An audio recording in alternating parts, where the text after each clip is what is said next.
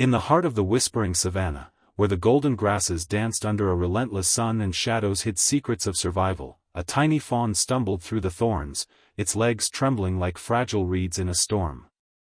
Orphaned by the cruel jaws of a lurking hyena pack, the fawn's wide eyes brimmed with tears as it approached the majestic white lion, King Leon, whose mane glowed like fresh snow under the moon.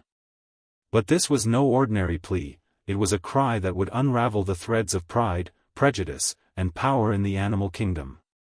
What if one small act of desperation could change the fate of an entire pride? Stick around, dear viewers, because this tale of White Lion Leon's story, an orphaned fawn begs the king for help, will tug at your heartstrings and leave you inspired. If you're moved by stories of courage and compassion, hit that like button now and subscribe to our channel for more emotional adventures from the wild. Leon, the white lion, was not born to rule with ease. His fur, as pale as the clouds that rarely graced the arid plains, marked him as an outsider from the moment he drew his first breath. In a world where strength was measured by the darkness of one's mane and the ferocity of one's roar, Leon's albinism made him a target for mockery and doubt. Yet, through sheer will and unyielding determination, he had risen to become the king of the whispering savanna pride. His rule was fair but firm, guided by the ancient laws passed down from his ancestors: protect the strong, cull the weak, and maintain the balance of the circle of life. Leon's eyes, a piercing blue that seemed to hold the sky itself, scanned the horizon daily, watching for threats from rival prides or the ever-encroaching drought that turned rivers to dust. The fawn, whom we shall call Alara for her star-like spots that twinkled faintly in the dawn light, had lost everything in a single, terrifying night. Her mother, a graceful doe with a coat of soft brown, had shielded her from the hyena's snapping teeth, sacrificing herself so Alara could flee into the underbrush. Now, alone and starving, Alara wandered deeper into lion territory, her tiny hooves leaving barely a mark on the parched earth. Hunger gnawed at her belly like a persistent predator, and thirst burned her throat. She knew the risks: lions were the apex rulers, and a fawn like her was little more than a morsel. But desperation has a way of forging unlikely paths, and whispers from the elders of her herd spoke of a white lion king who, unlike others, listened before he leaped. As the sun climbed higher, casting long shadows across the acacia trees, Alara spotted him, Leon, perched atop Pride Rock, his white form a beacon against the red stone. His pride lounged below, Zara, his wise and fierce queen with a mane of golden hues, Keto, the loyal beta lion whose scars told tales of battles won, and the cubs, playful and innocent, tumbling in the dust. Alara's heart pounded as she approached, her voice a mere whimper at first. "Great King Leon," she called, her words trembling like leaves in the wind. "I beg for your mercy and aid. I am orphaned, lost, and have nowhere to turn." Leon's head snapped toward the sound, his blue eyes narrowing. A fawn in lion lands? It was unheard of, a breach of the natural order. The pride stirred, growls rumbling from their throats. Zara rose, her muscles rippling under her fur. "What folly is this? Prey dares approach the king," she snarled, her protective instincts flaring for the cubs. Keto circled closer, his scarred face twisted in suspicion. "It could be a trap, my lord. Hyenas use decoys to lure us out." But Leon held up a massive paw, silencing them. There was something in the fawn's eyes, a raw vulnerability that mirrored his own past. As a cub, Leon had been shunned by his birth pride for his unusual color. "They called me Ghost Cub," he remembered bitterly, weak and unworthy. His mother had fought for him, teaching him to hunt in the shadows where his white fur blended with moonlight. It was her belief in him that had forged his path to kingship. Now, staring at Alara, he felt a pull, an echo of that loneliness. "Speak, little one," he rumbled, his voice like distant thunder. "What help do you seek from a lion?" Alara bowed her head, her spots quivering. "My mother was taken by hyenas near the dry river. I have no herd, no protection. The savanna is vast and unforgiving. I ask only for safe passage through your lands to the great meadow, where dear kin might take me in. And perhaps, a sip from your watering hole, for I am faint." The pride erupted in murmurs. Allowing prey to drink from their sacred hole? It was blasphemy against the laws. Zara's eyes flashed with concern. "Leon, think of our cubs. If word spreads, every weakling will come begging. Our strength lies in boundaries." Leon pondered, his tail flicking thoughtfully. He knew the risks. Showing mercy could invite chaos, weaken his rule. Yet, ignoring her plea felt like betraying the compassion his mother had instilled in him. "Very well," he decided. "You may drink and rest under my watch for one night. But at dawn, you leave. Keto, escort her." As Keto led Elara to the watering hole, the fawn's gratitude shone like a rare rain. She lapped at the cool water, her body reviving, while Keto watched warily. "Why risk this for a king like Leon?" he grumbled. Elara looked up, her eyes earnest. "Because stories say he's different. Not just in color, but in heart." That night, as stars blanketed the sky, Leon couldn't sleep. He paced the rock, memories flooding him. His own orphaning had come young, his mother slain by a rogue elephant during a stampede. He'd survived by wit, allying with outcasts like Keto, who had been exiled from his pride for a limp from birth. Together, they'd built this family. Was Elara so different? A challenge brewed in his mind. Could mercy strengthen rather than weaken? Dawn broke with a crisis. Scouts roared alarms, hyenas, emboldened by the scent of the fawn, massed at the borders. Their leader, Scarfang, a mangy beast with a jagged scar across his muzzle, cackled from the shadows. The white freak harbors prey. His weakness invites feast. The pride rallied, but doubt seeped in. Zara confronted Leon. "See? Your kindness brings danger. We must drive her out." Elara, overhearing, stepped forward bravely. "I won't be your burden. Let me go." But Leon's resolve hardened. "No. This is a test of our true strength. We protect the vulnerable, not just ourselves." He turned to the pride. "Remember when I was the outcast? Mercy made us who we are." The battle ensued at midday, hyenas swarming like dark clouds.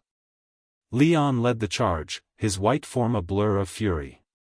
Keto fought beside him, his limp forgotten in adrenaline. Zara guarded the cubs, her roars echoing. Elara, hiding in the grasses, watched in awe. When a hyena broke through toward the cubs, she darted out, her tiny horns lowered, distracting it long enough for Zara to pounce. Victory came at a cost, wounds littered the pride, and Keto's limp worsened. But the hyenas retreated, Scarfang slinking away defeated. In the aftermath, Leon addressed his kin. "Today, a fawn saved our young. Mercy isn't weakness, it's alliance." Elara, bandaged by the pride's healer, a wise old lioness named Mira, felt a warmth she'd lost. "You didn't have to," she whispered to Leon. "I did," he replied. "For in helping you, I heal my own scars." But challenges mounted. Drought deepened, the watering hole shrinking to mud. Prey migrated, leaving the pride hungry. Whispers of rebellion stirred, some lions blamed Leon's soft heart for inviting bad omens. A rival, Thorn, a dark-maned lion from the edges, challenged his rule. "A true king doesn't coddle fawns. Join me for strength." Leon faced Thorn in a ritual duel under the full moon. Claws clashed, roars shook the earth. Thorn's power was brute, but Leon's agility, honed from years of proving himself, prevailed. Pinning Thorn, Leon spared him. Exile, not death. Learn mercy. Inspired, the pride united. Elara, now part of their extended family, shared dear wisdom, hidden oases, migration paths. Together, they journeyed to the great meadow, forging alliances with herds. Rain returned, symbolizing renewal. Years passed. Elara grew into a strong doe, often visiting the pride. Leon's cubs played with fawn friends, breaking old divides. His story became legend, the white lion who begged no one but answered begs with heart. And so, dear viewers, remember, in a world of fangs and fears, compassion is the true roar of kings. If this tale touched you, smash that like button, subscribe for more inspiring stories, and share with a friend who needs hope. Until next time, stay wild and kind. Continuing the story to expand toward the 20,000-word estimate, as requested. This is a detailed, extended narrative in plain paragraphs, paced for a long-form YouTube video script, with emotional depth, challenges, and resolutions. As the seasons turned in the whispering savannah, Leon's decision to aid Elara rippled outward like stones skipped across a still pond. The pride, initially divided, began to see the wisdom in his ways. Zara, who had been the voice of caution, found herself warming to the fawn. One evening, as the sun dipped below the horizon in a blaze of orange and purple, Zara approached Elara by the watering hole. "Little one," she said softly, her golden eyes reflecting the fading light, "I feared you would bring ruin. But you brought courage. When you distracted that hyena, you saved my cub, little Nia. For that, I owe you my trust." Elara dipped her head humbly. "I only did what any would for family. You've become that to me, Queen Zara." This budding friendship marked the first resolution to the internal conflict within the pride. Keto, too, softened. His limp, a constant reminder of past battles, had always made him gruff and guarded. But watching Elara's resilience, a creature so small yet so brave, reminded him of his own struggles. One night, under a canopy of stars that seemed to whisper secrets, Keto shared his story with her. "I was born weak," he confessed, his voice low. "My pride cast me out. Leon found me starving, offered me a place. Now, I see he does the same for you. It's not pity, it's building something stronger." Elara's eyes sparkled. "Then let's build together. Teach me to spot dangers, and I'll show you hidden trails where water lingers even in drought." Their alliance deepened the emotional tapestry of the pride. The cubs, especially Nia, a fluffy bundle of energy with her mother's golden fur and her father's blue eyes, took to Elara like a sibling. They played games of tag through the grasses, Nia's laughter mingling with Elara's gentle bleats. These moments of joy provided respite from the mounting challenges. The drought worsened, turning the once lush savannah into a cracked wasteland. Rivers that had flowed freely now trickled to nothing, and the acacia trees shed leaves like tears. Leon faced his greatest test as king. Food grew scarce, and hunts yielded little. The pride's elders, grizzled lions like Mira, murmured prophecies of doom. "The White One's mercy angers the spirits," they claimed. Leon, ever the thinker, called a council at Pride Rock. "We must adapt," he declared. "Elara knows the ways of the herds. Together, we can find new hunting grounds without needless slaughter." But not all agreed. Thorn, the dark-maned rival who had lurked on the fringes, saw opportunity. He rallied discontented lions, those hungry and fearful. "Leon plays with prey while we starve," Thorn roared in secret meetings. His charisma was dark, fueled by ambition. One fateful dawn, Thorn challenged Leon openly, his muscles coiled like springs. The duel was epic, a clash of ideologies as much as bodies. Thorn charged with raw power, his claws raking the air. Leon dodged, his white fur a ghostly flash. Memories fueled him, his mother's final words, "Strength is in the heart, my son." He countered, pinning Thorn. "Yield," Leon growled. Thorn snarled defiance, but the pride's eyes, Zara's proud, Keto's loyal, Elara's hopeful, swayed him to submission. Exiled, Thorn slunk away, a resolution that spared blood but left Leon weary. In exile's wake, the pride innovated. Elara led them to a hidden valley where underground springs bubbled. They shared resources with a deer herd, forming packs. Lions protected from hyenas, deer shared grazing knowledge. Rain returned in a torrent, flooding the land with life. Flowers bloomed, symbolizing rebirth. Elara's growth was profound. From orphaned fawn to ally, she found purpose. One day, she confided in Leon, "You saved more than my life, you gave me family." Leon nodded, his blue eyes misty. "And you reminded me mercy mends." As cubs grew to lions, the savannah thrived under this new balance. Legend spread, the white lion and the fawn who begged, teaching that vulnerability forges unbreakable bonds. Expanding further, the story delves into subplots for depth. Years later, a new threat emerged, a human encroachment. Poachers with thunderous sticks lurked, drawn by tales of the white lion. Leon's pride faced fear unlike any beast. Elara, now a wise doe leading her own small herd, returned with warnings. "I've seen their fires," she said. "They take without reason." Leon strategized. "We must evade, not confront." But Quito, ever the warrior, wanted battle. Emotional conflict arose. Quito's rage stemmed from losing a brother to poachers long ago. Zara mediated, her wisdom shining. "Fight smart, my love." The resolution came through unity. They lured poachers away with decoys, Elara's herd stampeding to distract, while lions flanked. A storm aided, washing tracks. Poachers fled, defeated by nature's alliance. Nia's subplot added relatability.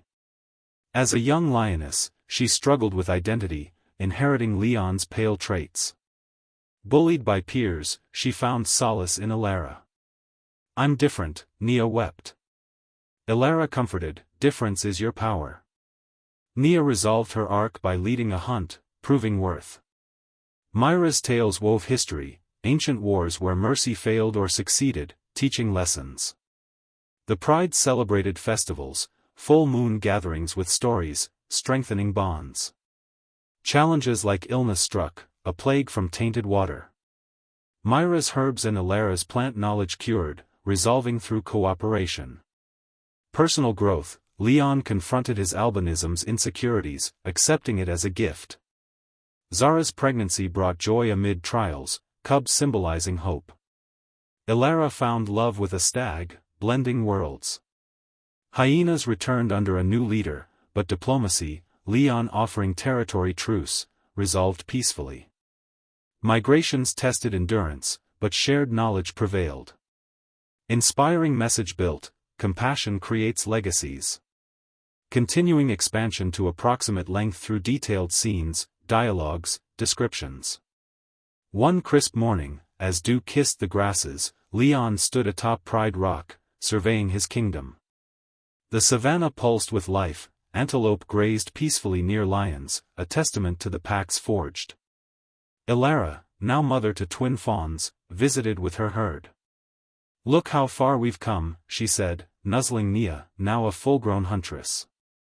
Leon smiled, his mane ruffled by the breeze. From a beg to a bond. That's the true story. Viewers, if this epic journey of heart and heroism resonates, like, subscribe, and turn on notifications for more tales that inspire change.